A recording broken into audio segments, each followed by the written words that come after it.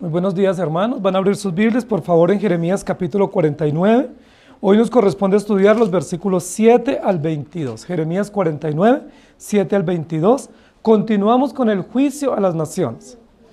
Recordemos que la mayoría de los profetas, cuando trabajan los temas de los juicios, pues lo hacen hablando de las naciones lejanas y de las naciones cercanas. Los profetas que básicamente anunciaron juicio a diferentes naciones fueron Isaías, Ezequiel, Jeremías, y hubo otros como Amós o Abdías que también hablaron sobre los juicios contra las naciones. Nosotros estamos en el libro de Jeremías viendo muchísimos juicios, ¿sí? Comenzamos con Egipto, ¿cierto? Una nación lejana al sur de Jerusalén.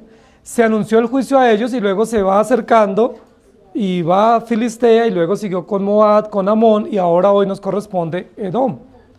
Amonitas, moabitas y edomitas eran parientes de los judíos, ¿sí? Recuerdan que los amonitas y los moabitas eran descendientes de Lot, ¿cierto? Del incesto de Lot con sus hijas, y vienen emparentados con Abraham. Hoy vamos a estudiar sobre Edom. No sé si ustedes recuerdan, pero Edom es el nombre que recibe Esaú, ¿cierto? Esaú fue hermano de Jacob, hijo primogénito de Isaac y Rebeca, y hay unas historias muy interesantes que nosotros podemos aprender de Esaú o de los edomitas. Hoy vamos a estudiar sobre ellos a partir del versículo 7. Yo quiero que ustedes me acompañen en el versículo 19, donde vamos a encontrar el tema que yo quiero desarrollar junto con ustedes. He aquí que como león subirá de la espesura del Jordán contra la bella y robusta, porque muy pronto le haré huir de ella. Y al que fuere escogido la encargaré, porque ¿quién es semejante a mí? ¿Y quién me emplazará? ¿Quién será aquel pastor que me podrá resistir? Los juicios a las naciones, como la mayoría del libro de Jeremías, está desarrollado en base a preguntas muy interesantes. El juicio anterior nosotros vimos varias preguntas retóricas, ¿sí? Comenzó con 3 preguntas en el versículo 49, capítulo 49, versículo 1, el juicio contra Amón, que eran preguntas retóricas que la respuesta es no, ¿sí? El capítulo 49, versículo 7 comienza también con varias preguntas que son retóricas, pero en el versículo 19 nos va Dios a presentar preguntas que se las va a plantear a Edom y Edom tiene que responder. Y las 3 preguntas que Dios le plantea a Edom en el versículo 19 es: ¿quién es semejante a mí? ¿Quién me emplazará? ¿Habrá alguno de ustedes o algún pastor entre ustedes que pueda resistirme? Y yo quiero que nosotros usemos eso como tema de la predicación de hoy. ¿Quién podrá resistirme? Es una pregunta que Dios hace a los edomitas. Y en ese sentido ya nos damos cuenta cuáles son una de las razones del juicio de Dios para Edom. Edom fue una nación que pretendió resistir a Dios desde sus orígenes, ¿sí? Fue una nación supremamente interesante. Yo quiero que ustedes me ayuden, no se vayan a distraer, y queremos pensar un poco en Esaú. ¿Quién fue Esaú? Si ustedes se remontan a la historia de Isaac y Rebeca, ¿recuerdan que Isaac y Rebeca no podían tener hijos? ¿Recuerdan que le pidieron a Dios que les diera un hijo? Y Dios les dio gemelos. En la Biblia solo hay el recuento de 2 gemelos o 2 mellizos en la historia bíblica, y uno de ellos es los que tuvo Isaac y Rebeca. Esos 2 hombres que estaban en el vientre de Rebeca, dice la Biblia, que peleaban desde que estaban en el estómago. ¿Se acuerdan? Cuando estaban en gestación, Dios le dice a Rebeca: hay 2 naciones en tu seno y están peleándose aún en el estómago antes de nacer. Los que tienen más de un hijo, o por lo menos tienen 2, saben que de vez en cuando nuestros hijos pelean. De vez en cuando ellos se enfrentan, ¿sí? Pero lo más interesante de estos 2 hijos no era que peleaban de vez en cuando, sino que aún estando en el vientre, ya estaban peleando. ¿Se acuerdan cuando nacieron, cómo nacieron? Dice la Biblia que la mano de uno salió trabada al pie de su hermano. Es decir, era una guerra interesante, ¿cierto? Era un enfrentamiento en el vientre y aún en el momento de nacer, compitiendo a ver quién salía primero. ¿Y cuál salió primero? ¿Recuerdan? Esaú. ¿Y cómo salió la mano de su hermano? Agarrando a su hermano a ver si lograba salir primero, ¿sí?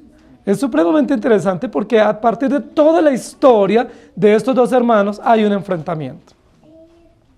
Un enfrentamiento supremamente diciente para el pueblo de Israel que trajo consecuencias nefastas para toda la nación.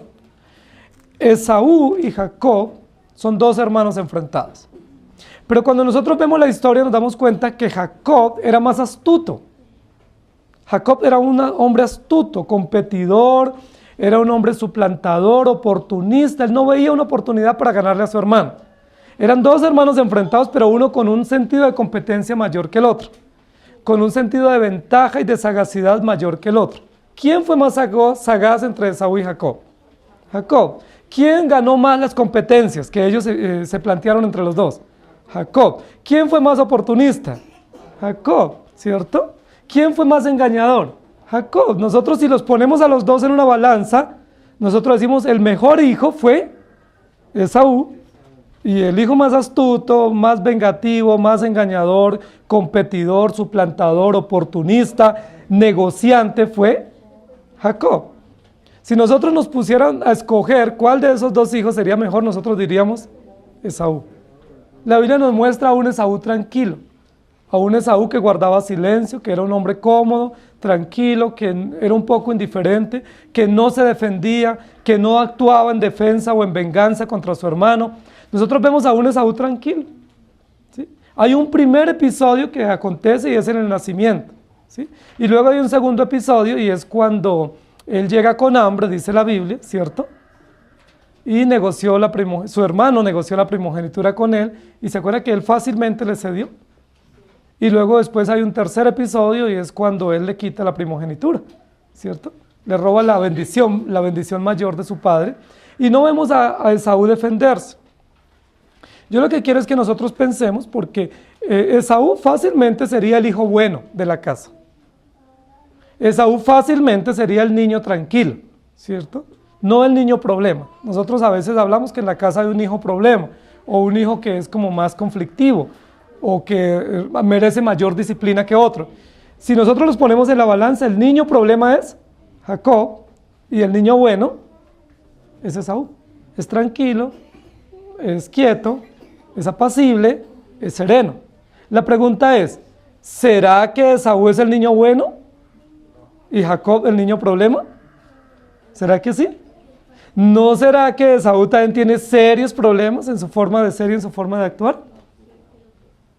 ¿No será que ese silencio o esa pasividad o tranquilidad aparente esconde una profunda amargura y venganza? Hay un dicho que nosotros lo hemos escuchado y es: líbrame de las aguas mansas, porque de las turbias. Y ese es un dicho que nosotros hemos escuchado, es decir, cuando vemos aguas mansas, a veces es mejor estar más prevenido o más alerta que de quien expresa naturalmente y abiertamente lo que es o lo que piensa, lo que quiere. El caso de Esaú es un caso importante, porque es un caso similar. Nosotros cuando vemos a Esaú casi que no sabemos lo que Esaú piensa o quiere o anhela. ¿Por qué? Porque Esaú es un muchacho tranquilo.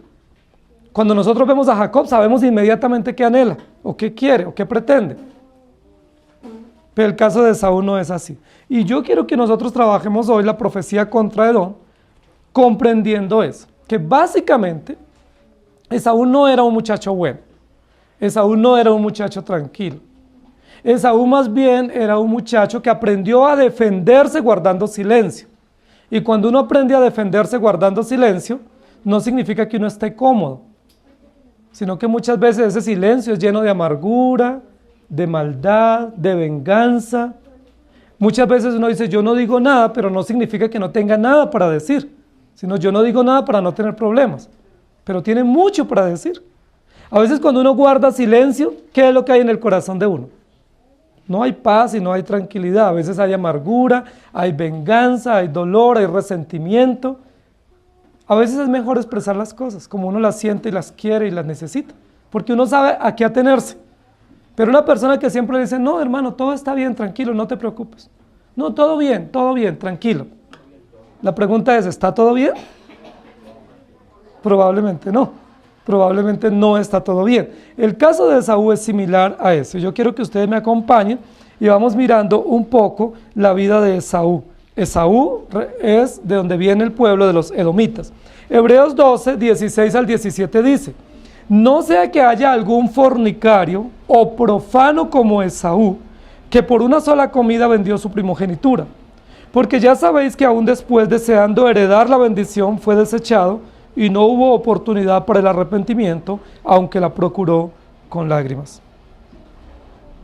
Y también nos va a decir la Biblia, además de que Esaú era un hombre profano, que vendió, negoció, menospreció lo que Dios le había dado, nos va a decir que Esaú va a representar una actitud interesante. Nosotros vimos hace unos días, o hace unos domingos, cómo los seres humanos somos expertos para usar mecanismos de defensa. ¿Se acuerda que hablamos del mecanismo de la defensa de la autojustificación? Cuando uno tiene buenos argumentos para defenderse, cuando uno lo increpan o le llama la atención por algo y uno tiene buenos argumentos y uno dice, no, me pasó esto por esto y por esto, y yo tengo estos argumentos y casi que uno sale perdiendo. Pero hay otros mecanismos de defensa, no es uno los que tenemos, los seres humanos tenemos múltiples mecanismos de defensa y todos son pecaminosos. ¿Cuál fue el mecanismo de defensa de Esaú? El mecanismo de defensa de Esaú no fue los argumentos, no fue la razón, no fue la autodefensa. El mecanismo de defensa de Esaú fue silencio. Yo guardo silencio, yo me aíslo, yo me mantengo indiferente y de esa manera me hago impenetrable. Esa fue la forma como Esaú se defendió. Y esa es la forma como Dios le llama la atención, porque es una forma de resistir a Dios. Resiste a Dios guardando silencio y manteniéndose indiferente. La Biblia nos va a decir que Esaú no buscó las llanuras para vivir. ¿Recuerda quiénes buscaron las llanuras para habitar? Los amonitas y los moabitas, los descendientes de Lot, buscaron las llanuras para vivir. Nosotros vamos a encontrar que Esaú no buscó las llanuras, sino que Esaú buscó las montañas. Los edomitas se fueron al monte, o al monte de Seir, o al monte cerca al Líbano, y fueron y habitaron allá. Dice la Biblia que en las alturas, o en las montañas, o en los peñascos, hicieron su habitación, y allá vivieron para protegerse, es decir, para vivir más lejos de otros y para vivir un poco indiferentes de las condiciones de otros. Yo quiero que me acompañen en los primeros versículos del 7 al 11 de esta profecía. Acerca de Edom, así ha dicho Jehová de los ejércitos: ¿no hay más sabiduría en Temán? ¿Se ha acabado el consejo en los sabios? ¿Se corrompió su sabiduría? Huid, volveos atrás, habitad en lugares profundos, oh moradores de Dedán, porque el quebrantamiento de Esaú traeré sobre él en el tiempo en que lo castigue. Si vendimiadores hubieren venido contra ti, ¿no habrían dejado rebuscos? Si ladrones de noche, ¿no habrían tomado lo que les bastase?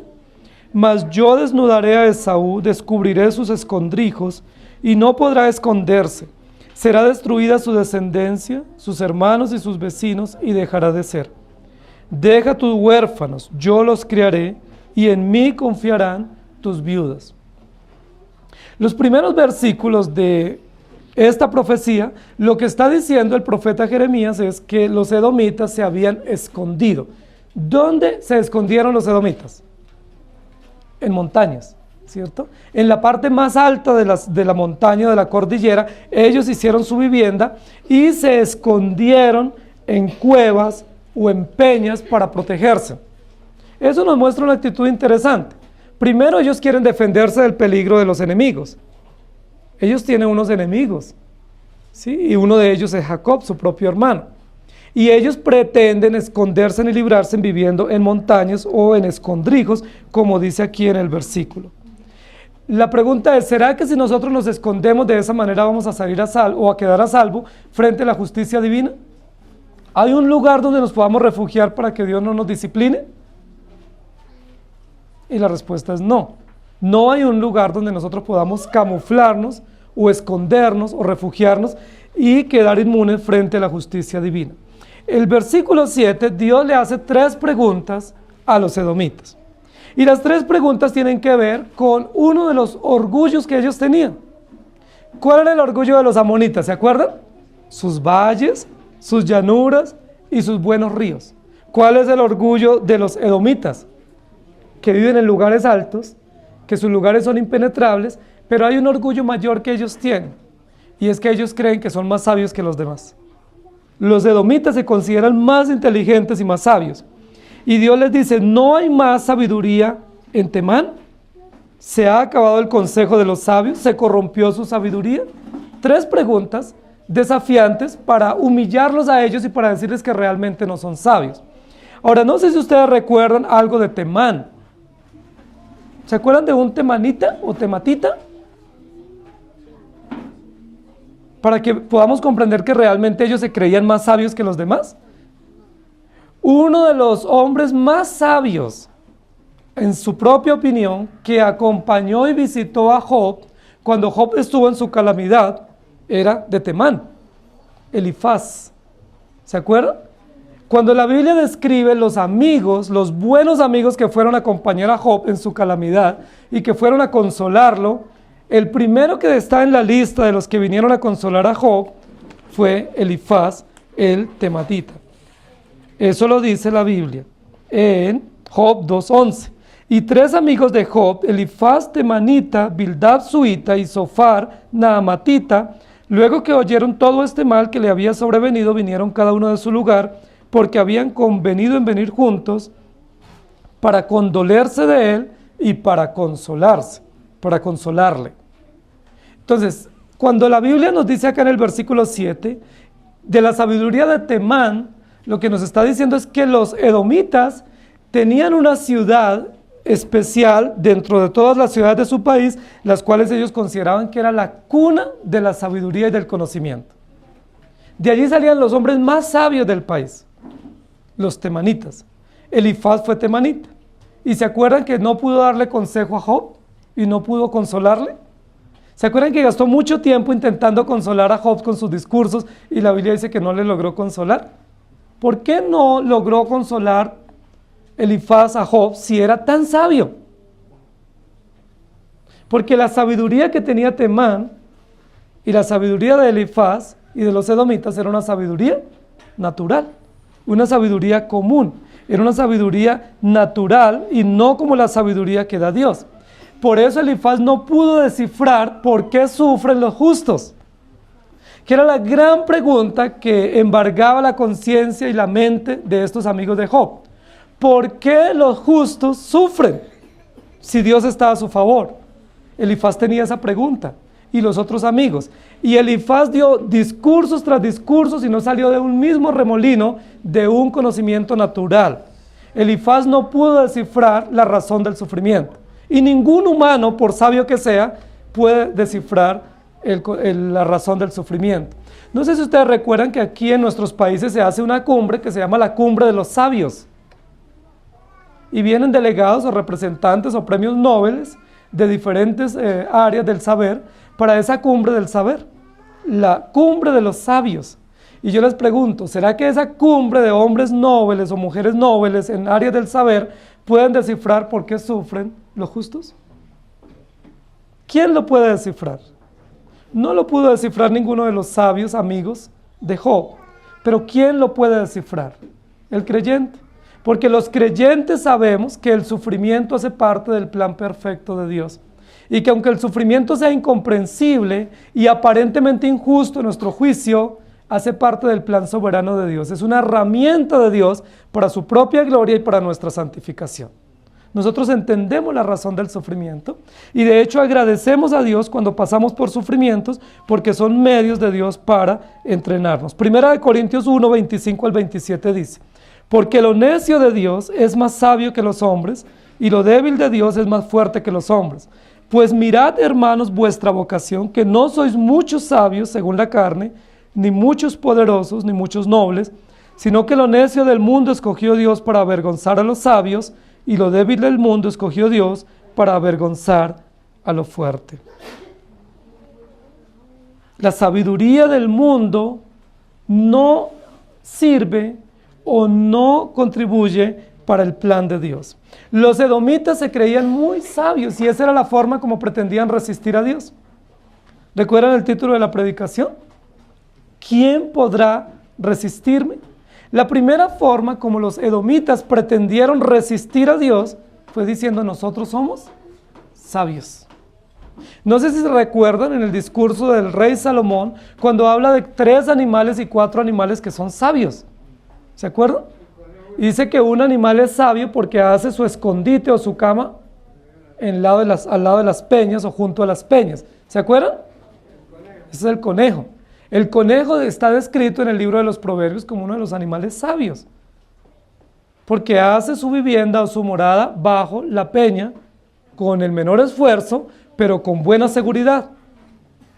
Dice la Biblia que es un animal sabio. Lo compara así, pero es para humillar la sabiduría nuestra. Porque nosotros que nos creemos sabios, no somos tan sabios como un animal que no es racional. En el caso de Temán, Temán se creía sabio. ¿Cómo manifestaba su sabiduría? Viviendo en las alturas de los montes, haciendo sus ciudades casi impenetrables. No eran amuralladas las ciudades como las de otros países, pero sí su vivienda era impenetrable porque era junto a peñas y junto a laderas y a cavernas. Huid, volveos atrás, habitad en lugares profundos, oh moradores de Dedán, porque el quebrantamiento de Esaú traeré sobre él en el tiempo en que lo castigue. El juicio de Dios viene para Esaú. ¿Cuál es una primera razón por la cual Dios va a juzgar a los edomitas? Porque ellos se han creído sabios, porque ellos se han creído inteligentes. La Biblia dice que nosotros realmente no somos inteligentes. Aunque humanamente Dios nos diseñó como seres inteligentes, porque parte de la construcción de Dios o del diseño de Dios a su imagen y semejanza implica inteligencia, por el pecado esa inteligencia está totalmente entenebrecida. ¿Recuerdan Romanos 1? No hay uno bueno, no hay uno justo, no hay quien busque o promueva o pretenda lo bueno, porque todos somos totalmente pecadores y perversos. Dice la Biblia que Dios confundió el entendimiento, confundió la razón y que toda nuestra mente y nuestros razonamientos son pecaminosos y llenos de concupiscencia. ¿Estamos de acuerdo? Eso dice la Biblia. No hay uno bueno, no hay ninguno inteligente. No creamos esa mentira, que en tal país o en tal ciudad o en tal lugar la gente es más inteligente que en otro lugar. No es cierto. Porque esa inteligencia el mundo la mide a través de avances tecnológicos o descubrimientos científicos. Pero la Biblia dice que la verdadera sabiduría significa temer a Dios. El principio de la sabiduría es el temor a nuestro Dios. Buen entendimiento tienen todos los que practican sus mandamientos. La sabiduría no significa tener buenas obras de infraestructura en un país o en una ciudad. La sabiduría no significa desarrollos médicos o científicos o avances. Eso no es sabiduría, eso es tecnología. ¿Sí? Eso es ciencia, pero no es sabiduría. ¿Qué es sabiduría? Temer a Dios. ¿Habrá una ciudad sabia? No la hay. ¿Hay una nación sabia? Dice la Biblia, si son sabios ustedes me temen, me adoran y me honran.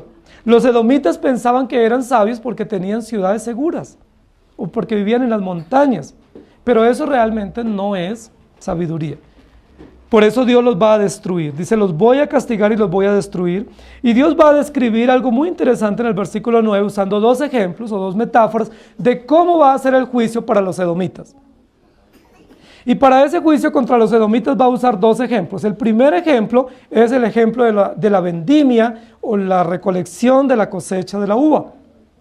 Recuerden que había una ley entre los judíos que decía, cuando vamos a recoger la cosecha, sean los patronos o sean los empleados, deben no rebuscar hasta lo último del cultivo, y si se cae algo de la cosecha, ¿qué se debe hacer? Dejarla, no se debe recoger. Si cuando los obreros están allí recolectando la cosecha, se cae algún producto o algún racimo, en este caso de uva, no se debe recoger, se debe dejar ahí, no se debe pisotear, se debe dejar, deben pasar adelante, porque ¿quiénes venían atrás recogiendo lo que caía? ¿Se acuerdan?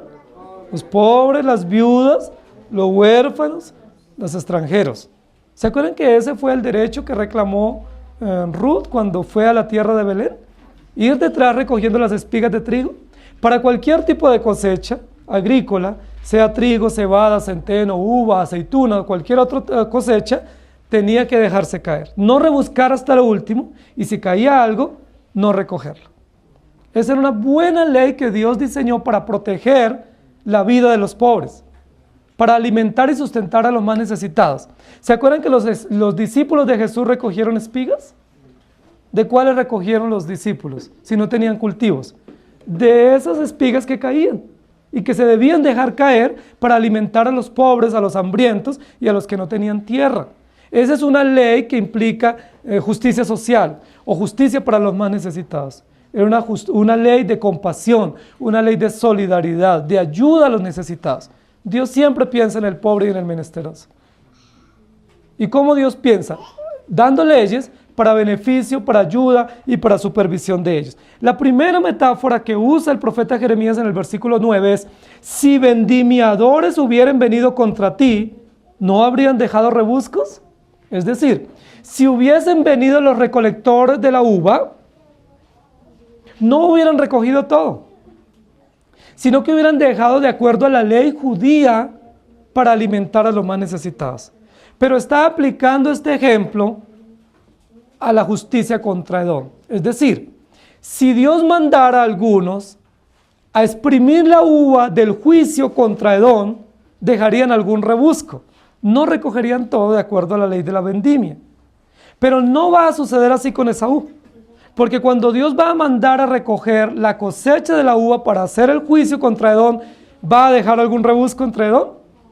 No va a quedar absolutamente nada. El juicio va a ser total para exterminarlos de sobre la faz de la tierra.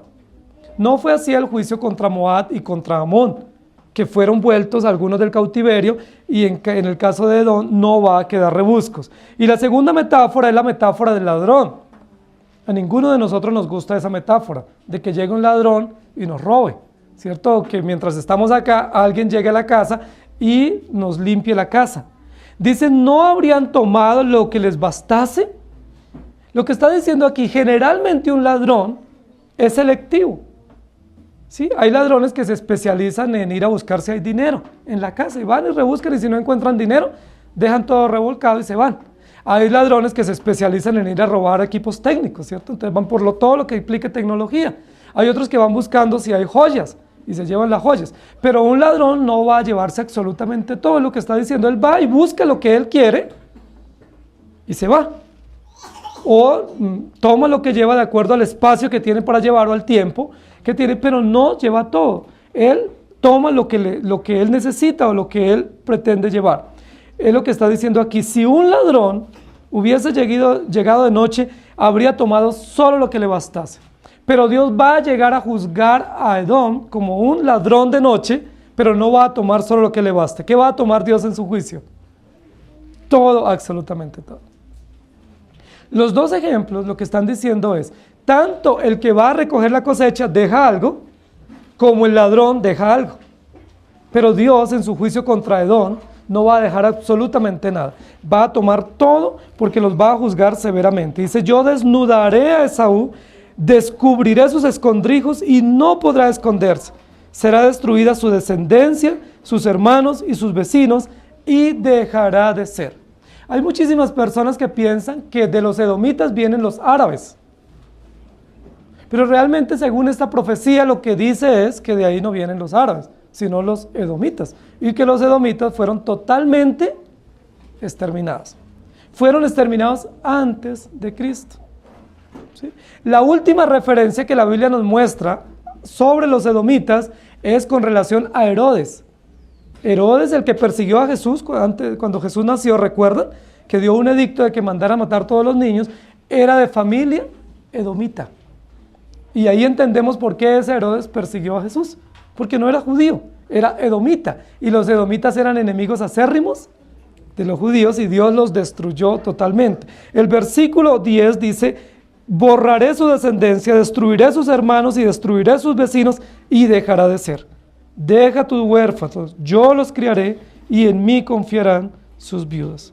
Vamos a la segunda parte que nosotros estamos analizando de este texto. La segunda parte va del versículo 12 al 18. Porque así ha dicho Jehová, he aquí que los que no estaban condenados a beber el cáliz, beberán ciertamente. ¿Y serás tú absuelto del todo? No serás absuelto, sino que ciertamente beberás. Porque por mí he jurado, dice Jehová, que asolamiento, oprobio, soledad y maldición serán Bosra. y todas sus ciudades serán desolaciones perpetuas. La noticia oí que de Jehová había sido enviado mensajero a las naciones, diciendo: juntaos y venid contra ella, y subid a la batalla. He aquí que te haré pequeño entre las naciones, menospreciado entre los hombres. Tu arrogancia te engañó y la soberbia de tu corazón. Tú que habitas en cavernas de peñas, que tienes la altura del monte, aunque alces como águila tu nido, de allí te haré descender, dice Jehová. Y se convertirá Edom en desolación. Todo aquel que pasare por ella se asombrará y se burlará de todas sus calamidades. Como sucedió en la destrucción de Sodoma y de Gomorra y de las ciudades vecinas, dice Jehová, así no morará allí nadie, ni la habitará al hijo de hombre.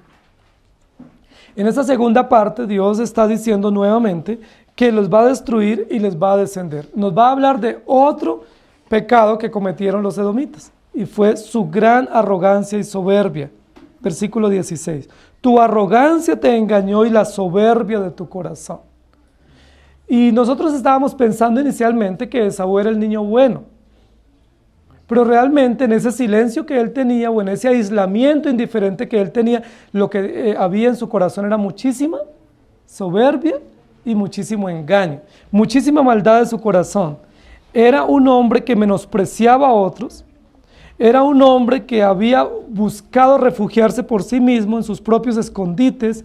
Dice: tú que habitas en cavernas de peñas, que tienes a la altura del monte, aunque alces como águila tu nido, de allí te encontraré y no podrás escapar. El versículo 12 parece ser que Edom había pensado que estaba absuelto del juicio. Parece ser que los edomitas, en su aparente sabiduría y en su aparente aislamiento indiferente, es decir, yo no me meto con nadie para no tener problemas, que ese es un dicho que a veces nosotros lo escuchamos y a veces lo usamos también. Me dicen: no, yo entre menos sepa, más vivo, y entre menos me meta, menos problemas tengo. Yo mejor no voy a participar de esto y me libro de problemas. Algunos de nosotros a veces pensamos así. Parece ser que Edom había hecho eso. No solo lo pensó, sino que lo hizo. Cuando su hermano le robó la primogenitura negociada con un plato de lentejas, ¿qué hizo Esaú para recuperarla? Nada. Dice la Biblia que lloró, pero no hizo más, ¿cierto? No dio las quejas a los padres, no intervino, no buscó el medio para recuperarla. Cuando la situación con su hermano, en cuanto a la bendición, parece que se molestó un poco, pretendió matarlo, su hermano huyó, pero guardó silencio y no fue más, ¿sí? Pero ese silencio o esa indiferencia o esa tranquilidad aparente, realmente lo que mostraba era una gran indiferencia. Esaú parece que fue de los que dijo: no, yo mejor me voy a la montaña, vivo tranquilo, nadie se mete conmigo, yo no me meto con nadie. Y se lo solucionó el problema. Pero recuerden que nosotros hemos dicho que esa es una actitud de indiferencia, y la indiferencia es un pecado. La indiferencia es un pecado que Dios juzga con severidad, porque nosotros no podemos ser indiferentes o ajenos a las necesidades de otros. Nosotros no podemos lavarnos las manos de decirnos: yo entre menos vea, más vivo. Porque Dios no nos llamó ni nos diseñó para eso. Dios nos llamó para participar activamente y para ayudar en las necesidades de otros y para responder activamente por su bienestar o por su calamidad. Miren lo que había dicho Edom en el versículo 12, que ellos iban a ser absueltos del juicio de Dios. Es decir, yo no me meto con nadie, yo no tengo problemas, entonces a mí no me va a venir el juicio. Pero ¿qué dice el versículo 12? Ustedes beberán ciertamente del cáliz de la ira de Dios. Ninguno de ustedes quedará absuelto del todo. Ellos habían dicho eso: el juicio será para los que están en la llanura, que se meten permanentemente a invadir a los judíos. ¿Recuerdan que los amonitas y los moabitas y los filisteos los invadían cada vez que podían? La Biblia nos muestra que esas tres naciones, especialmente filisteos, edomitas y amonitas y moabitas, que los vimos ya en domingos anteriores, invadían a los judíos, les dañaban sus cultivos, les mataban sus animales, eran muy ofensivos y ofendosos con los judíos. Los edomitas vivían en la montaña y no se metían con ellos. ¿Qué decían ellos? El juicio no puede ser para nosotros, porque nosotros no nos hemos nunca metido con los judíos. Y Dios dice: no, para ustedes también, por ser indiferentes.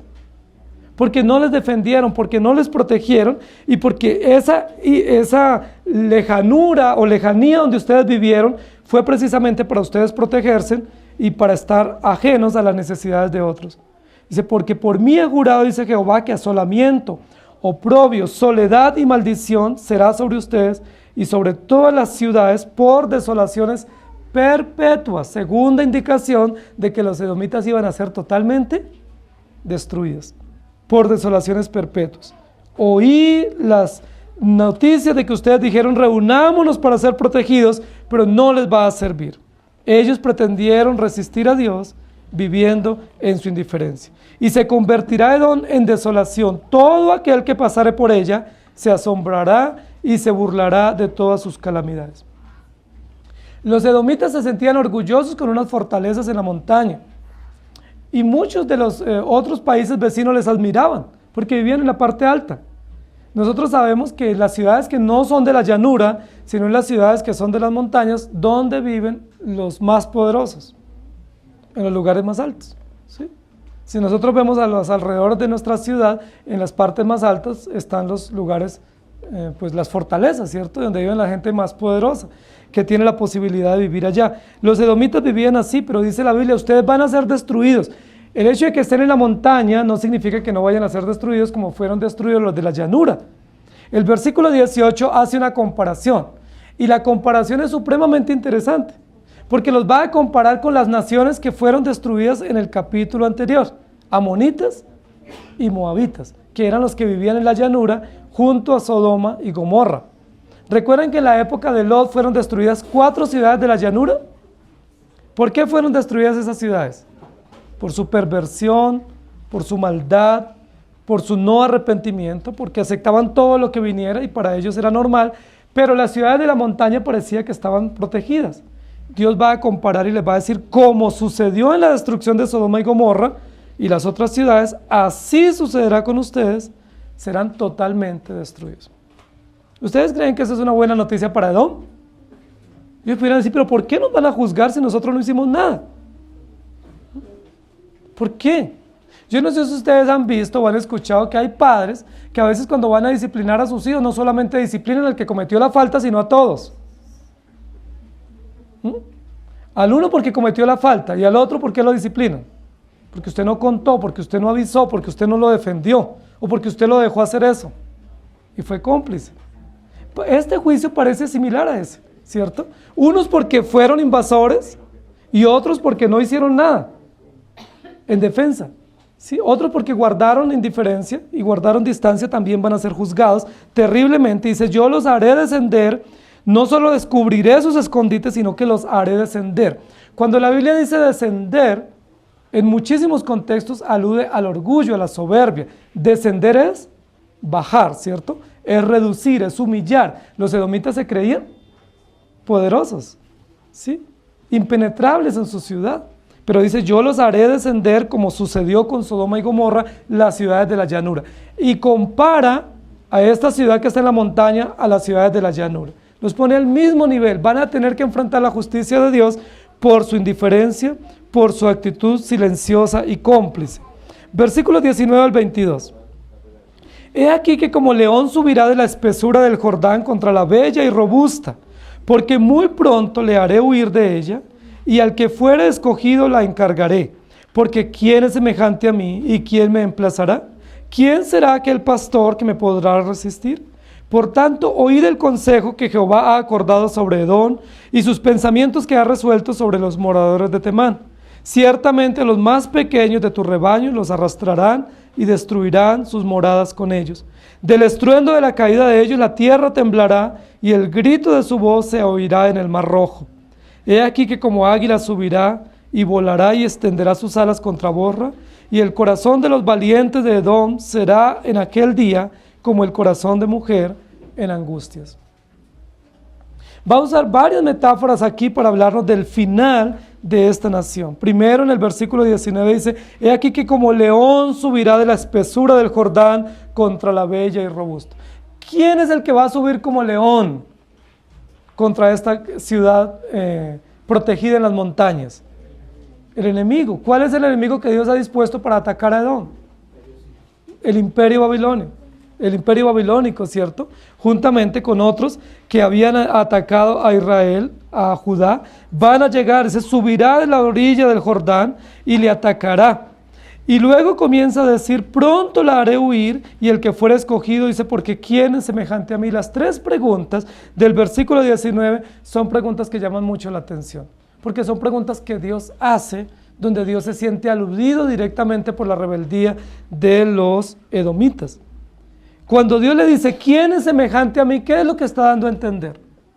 ¿Qué habían pretendido los edomitas? Ser semejante a Dios. Su aparente sabiduría y su resistencia notoria ante Dios les había llevado a pensar que ellos eran semejantes a Dios. ¿Recuerdan qué fue lo que hicieron los de Babel cuando comenzaron a construir una ciudad? ¿Se acuerdan por qué ellos construyeron esa torre o esa ciudad tan alta? ¿Se acuerdan que tenían dos propósitos básicos? Ellos tenían en mente dos propósitos, por lo cual ellos iban a construir esa torre tan alta. Dice, si construimos una torre alta, seremos igual o semejante a Dios. Y nos haremos un nombre entre la tierra, y nos haremos una historia de tal manera que todo el mundo nos reconozca. Esa fue la intención de los de Babel, ser igual a Dios y tener un nombre. ¿Cuál es la intención de los edomitas? Al vivir en la montaña, ser semejante a Dios y tener el nombre de ser los más sabios y los más inteligentes. Lo que Dios les está desafiando en el versículo 19 es, ¿quién es semejante a mí? Porque ellos habían pretendido ser semejantes a Dios. La respuesta a esa pregunta, ¿cuál es? ¿Quién es semejante a Dios? ¿Habrá alguien parecido, similar o igual a Dios? ¿Habrá alguien que pueda acercarse o asemejarse a nuestro gran Dios? Soberano, omnipotente, majestuoso. ¿Podrá un pecador, por más sabio que pretenda ser, o por más alto que esté, asemejarse a Dios? Es una pregunta muy desafiante que Dios hace a ellos, porque antes ellos le habían desafiado. Y la segunda pregunta que Dios les hace es, ¿quién me emplazará? Y esa es una pregunta muy interesante, porque emplazar tiene que ver con una acción judicial. El emplazamiento es una acción judicial, natural en un proceso jurídico. Cuando se hace un proceso jurídico y se tiene que hacer una convocatoria o una citación, generalmente el emplazamiento lo que hace es postergar la citación para hacerle una nueva citación a la persona, y por eso le dicen fue emplazado. Es decir, fue citado de nuevo para rendir indagatoria. Usted se le aplazó la citación que tenía y se le va a convocar nuevamente para que rinda pues su versión. Ese es el emplazamiento. Muchos edictos o en los edictos judiciales dice que se emplazó un proceso o el proceso fue emplazado, es decir, se convocó una nueva citación o se fijó una fecha para una citación donde deben comparecer las partes o por lo menos una de las partes. La pregunta que Dios le hace a los edomitas tiene carácter judicial. La pregunta es, ¿quién podrá emplazarme? ¿Qué es lo que Dios está diciendo? Ustedes pretenden postergar o dilatar el juicio. ¿Cómo lo pretenden postergar? Diciendo, no estamos preparados para rendir indagatoria, esperemos y pongamos una nueva fecha para una nueva citación. ¿Y a quién están confrontando en esa postergar las fechas? A Dios mismo. Porque ¿quién es el que tiene que someterse, según la pregunta, a una nueva citación? Dios. Ellos están pretendiendo emplazar a Dios. Es decir, ellos son los jueces, están al borde del juicio, ¿y qué están diciendo ellos? No, que no sea todavía, pongamos una fecha posterior para la destrucción y que se haga después. Saben, queridos hermanos, muchísimas personas en los juicios naturales que nosotros conocemos en nuestras naciones quieren aplazar los juicios. Por eso hay juicios que se dilatan tanto, ¿cierto? Especialmente los procesos civiles y penales se dilatan muchísimo. ¿Por qué se dilatan? Porque cuando corresponde la citación de las partes para ir a dar su versión, ¿qué dice una de las partes? Me declaro impedido para dar la versión. O mando un oficio diciendo que no estoy preparado y que no estoy en la ciudad y que por favor se haga un emplazamiento. Entonces se hace una nueva citación y luego a la siguiente citación queda hacer otro nuevamente y así se puede dilatar por meses y por años un proceso. Conocemos que eso pasa en nuestra justicia, ¿cierto? Cuando uno comienza un proceso, el abogado le dice, no, este proceso tardará 6 meses o 1 o 2 años, pero al final del proceso a veces ha tardado 10 años o más. ¿Por qué se dilatan tanto los procesos en nuestro país? Porque siempre se están haciendo emplazamientos, es decir, poniendo nuevas fechas y nuevas citaciones para que las partes vengan. Ahora, ¿a quién le corresponde que se dilate el juicio? Al acusado, ¿cierto? O al culpable. Al culpable le interesa que se dilate. ¿Por qué? Porque entre más se dilate, él va a ganar más tiempo y va a hacer que pues, muchos procesos, en algunos casos, a veces se cierren por vencimiento de términos. Entonces es muy interesante lo que está diciendo aquí la Escritura. Eran tan inteligentes y tan sabios en su propia opinión, los edomitas, que ellos decían, si nos viene un juicio, nosotros tenemos una acción judicial a la mano para ser libres de ese juicio. Y esa acción se llama emplazamiento. Es decir, nos vamos a declarar impedidos, no vamos a ir a la sesión y vamos a hacer que se postergue el juicio. ¿Eran inteligentes o no? Por supuesto, eran inteligentes, era una inteligencia de abogados, ¿cierto? De aristócratas, de gente sabia, prudente, que decía, pues nosotros ya tenemos la respuesta. En cualquier juicio nosotros siempre vamos a ganar, porque sabemos cuáles son los mecanismos judiciales para defendernos. ¿No les parece mucho lo que pasa en nuestro país? Hay muchísimos procesos en nuestro país que casi que se conocen los resultados, pero cómo se dilata y se dilata y se dilata. ¿Quiénes lo hacen? Hábiles abogados, hábiles hombres y mujeres inteligentes que saben cómo buscar el mecanismo apropiado para dilatar un proceso. La pregunta es, ¿se puede emplazar a Dios? ¿Podemos decirle a Dios, todavía no estoy preparado para que me juzgues o me disciplines? Si Dios ha determinado que hoy nos va a juzgar, ¿puedo yo usar esa acción judicial y decirle, Señor, quedas emplazado porque yo hoy no puedo, pero yo me voy a presentar el próximo año? Eso nos funciona en procesos ordinarios, ¿sí? Eso nos funciona en procesos de negociaciones. Uno a veces escucha cuando personas dicen, no, es que me embargaron la casa y me van a hacer lanzamiento de la casa. Pero uno se da cuenta que pasa 1 año, 2 años, 5 años y a veces 8 y 10 años y todavía está el personaje ahí. Y todavía no se ha hecho eso. ¿Por qué? Porque hábilmente se usan recursos jurídicos a los cuales se tienen derecho. La pregunta es, ¿podemos usar esos recursos frente a Dios? Si Dios ha determinado que nos va a disciplinar, ¿podemos nosotros sacar un edicto emplazatorio contra Dios para decirle, Señor, hoy no me presento, pero queda convocado para en un tiempo posterior reunirnos para dialogar sobre esto? ¿Ustedes qué creen? ¿Cuál es la respuesta? No, es un rotundo no. ¿Por qué? Primero, porque Dios es soberano. Segundo, porque Él es juez de toda la tierra. Cuando se lanza un edicto emplazatorio, lo que se está diciendo es que yo soy juez. Y Dios tiene que someterse a mis determinaciones o a mi proceso jurídico. Pero lo que está diciendo acá es, ¿podrá alguien emplazarme? Es decir, ¿podrá alguien ser juez y condicionarme a venir en una oportunidad posterior? ¿Encasillarme, ponerme entre cuerdas y decirme que no está preparado para presentarse en el juicio? No. Todos tenemos que comparecer ante el tribunal de Dios. Absolutamente todos, en el momento y en el día oportuno tenemos que comparecer. Nadie podrá emplazar a Dios, porque Dios es juez de toda la tierra, porque Él es soberano y porque lo que Él ha determinado lo cumplirá. ¿Estamos de acuerdo?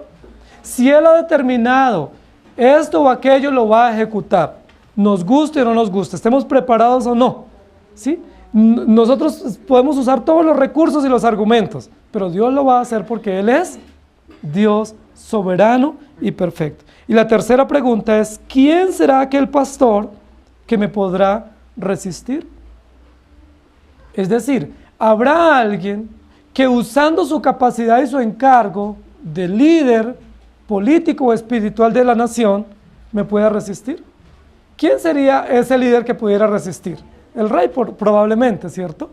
O un sacerdote edomita, que tenían también sistema sacerdotal. ¿Será que alguno de sus líderes pastores, líderes políticos o civiles me podrá resistir? ¿Y cuál es la respuesta a esa tercera pregunta? No. No hay un gobernador, no hay un rey, no hay un gobernante que pueda resistir a Dios, porque Dios es soberano, porque Dios es Dios de todas las tierras. Él es Rey de reyes y Señor de señores. No hay quien le pueda resistir. Por tanto, oíd el consejo que Jehová ha acordado sobre Edom y sus pensamientos que ha resuelto sobre los moradores de Temán. Nuevamente el versículo 20 alude a la falsa sabiduría en la cual confiaban los edomitas. El versículo 20, cuando Dios les dice, por tanto, oigan mi consejo, ese es un desafío contra la falsa confianza que ellos tenían en su sabiduría y de todos los moradores de Temán. Dice, ciertamente los más pequeños de su rebaño los arrastrarán y destruirán sus moradores con ellos.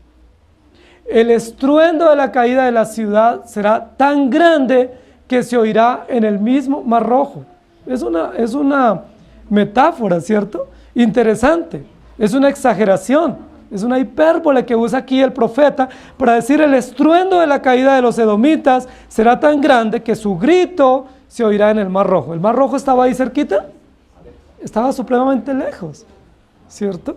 De los edomitas, había que atravesar todo un desierto. ¿Cómo así que se iba a escuchar el estruendo? ¿Por qué habla de esa manera? Porque está usando una hipérbole, es decir, una exageración, y está diciendo como estaban tan alto, entre más alto uno esté, ¿cómo cae? ¿Sí?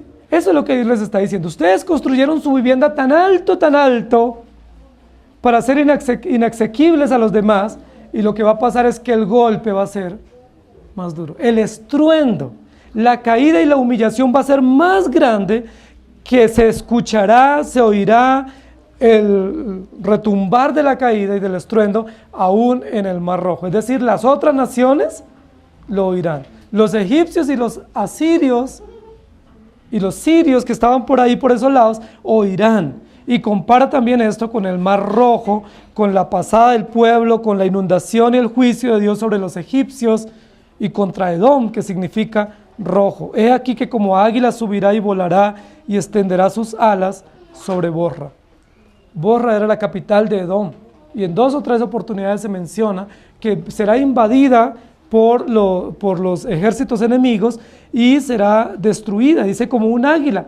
El águila es el animal de las alturas, ¿sí? Es el animal que vive en los peñascos y es el animal que logra llegar a los lugares más inhóspitos de las alturas. Dice, así subirán los enemigos, vendrán de la llanura, pero serán como un águila que sobrevolará esos lugares donde ustedes viven y los destruirá.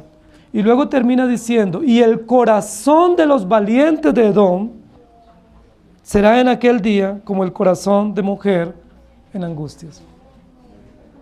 O mujer de parto, ¿cierto? O mujer gestante cuando está a punto de dar a luz. El corazón de los valientes de Edom. ¿Cómo había sido el corazón de los edomitas antes de este anuncio de juicio? Arrogante, ¿cierto? Tan altivo como el lugar donde ellos vivían, tan alto y tan soberbio, tan engañoso era su corazón que pensaban que eran sabios en sí mismos y que nadie los podía molestar. O sea, nosotros no nos metemos con nadie, que nadie se meta con nosotros. Pero esa arrogancia, esa altivez de su corazón, dice, será tornada ahora por un corazón angustiado y con un corazón debilitado, como el corazón de la mujer en angustias. ¿Cómo es una mujer cuando está a punto de dar a luz? Generalmente guarda silencio, ¿cierto? Medita en su corazón. Está guardando silencio y meditando, no sé qué va a pasar, ¿no? Se me está llegando el momento, el día, pero es incierto todo lo que puede pasar, ¿sí? Generalmente guarda silencio. ¿Cuál había sido la actitud de Edom? Silencio. Pero silencio cómplice, silencio indiferente. Ahora se va a tornar en un silencio diferente. Y es un silencio de angustia, un silencio de no sé qué pueda pasar, ¿sí? No sé qué va a venir. Es un silencio diferente. El silencio inicial de Edom era un silencio de traición. Yo guardo silencio, pero estoy preparando la venganza. Yo guardo silencio, no digo nada, pero en mi corazón está el dolor y la amargura por lo que ha acontecido. Pero luego el silencio es silencio de desvanecimiento, de debilidad, como el corazón de una mujer en angustias a punto de dar a luz. ¿Podrá alguien resistir a Dios? ¿Podrá Edom, con su falsa sabiduría, resistir a Dios? ¿Podrá posponer el juicio a tal punto de que no le lleguen las consecuencias de lo que Dios ha determinado? Imposible. Dios es soberano. No podemos tomar el lugar de Dios como hombres sabios. No podemos tomar el lugar de jueces, porque Dios es juez y Dios es sabio. Y sus pensamientos recorren la tierra y su juicio alcanza las naciones. ¿Podrá usted resistir a Dios? ¿Puede usted o puedo yo, con soberbia, con altivez o con falsos argumentos, pretender resistir a Dios? Si pretendemos resistirle, las consecuencias van a ser mayores, las consecuencias del juicio. Proverbios 14:12 dice: hay camino que al hombre le parece derecho, pero su fin es camino de muerte. Oremos. Amado Señor, gracias por darnos la oportunidad de estudiar tu palabra. Gracias porque nuevamente al estudiar tu palabra vemos lo malos y los soberbios que somos. Señor, nos damos cuenta que ser activos frente a ti nos acarrea el juicio de ser activos en la rebeldía, en la desobediencia, en la invasión, en la hostilidad contra otros. Pero también vemos que ser pasivos acarrea igualmente juicio para nosotros. Porque la pasividad es una señal de indiferencia, de traición, de maldad, de no me importa, no me interesa. Señor, es muy probable que muchos de nosotros estemos cometiendo ese pecado. No el pecado de los moabitas, ni los amonitas, ni los filisteos, que eran invasores, oportunistas, destructivos, agresivos. Es muy probable que muchos de nosotros estemos cayendo en el pecado de los edomitas, la indiferencia, el silencio, el apartarnos, el hacernos a la vera del camino para no molestar a nadie. Señor, pero tu palabra nos dice que también eso es pecaminoso.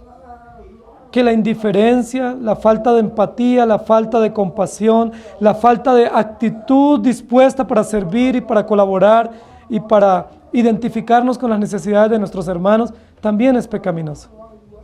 Que el silencio, el aislamiento, el meternos dentro de nuestra propia caparazón o nuestro propio escondrijo o nuestro propio peñasco, también es indiferente y es pecaminoso. Y te pedimos perdón. Porque muchos de nosotros actuamos así. Pensamos que nos protegemos aislándonos, no comentando lo que nos pasa, guardando silencio, usando argumentos como yo me relaciono con Dios y Él sabe mis necesidades y nadie más tiene por qué saberlas. Pero también eso es pecaminoso. También es pecaminoso que nos aislemos, que nos encerremos en nuestras propias situaciones y no busquemos solución, no busquemos apoyo. No nos relacionemos para servir a otros con lo que tú nos has dado. Te pedimos perdón, porque pecamos siendo agresivos, siendo violentos y siendo activos en nuestras acciones pecaminosas, pero pecamos también por omisión, pecamos por indiferencia y pecamos por falta de actitud. Señor, te pedimos perdón, porque sea como sea, somos pecadores perversos y solo hay esperanza en ti. Gracias por Jesucristo, porque solo en Él y por Él tenemos esperanza.